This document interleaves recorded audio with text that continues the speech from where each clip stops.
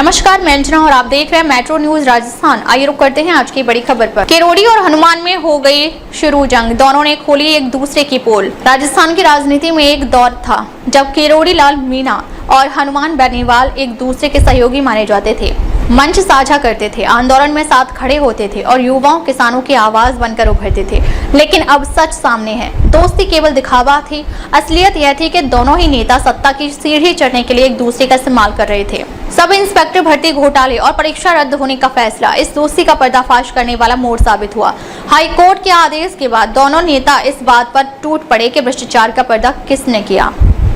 किरोड़ी लाल मीणा ने खुद को हीरो साबित करने की जुगत लगाई तो बेनीवाल ने अपने आंदोलन को असली वजह बताया।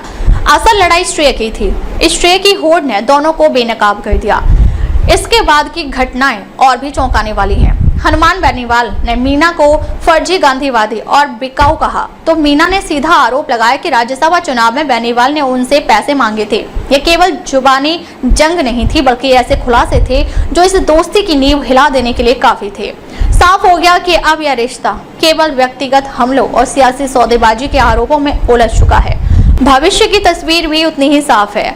नागौर, दौसा और पूर्वी राजस्थान जैसे इलाकों में दोनों नेताओं का दबदबा रहा है, लेकिन अब वही दबदबा एक दूसरे को काटेगा।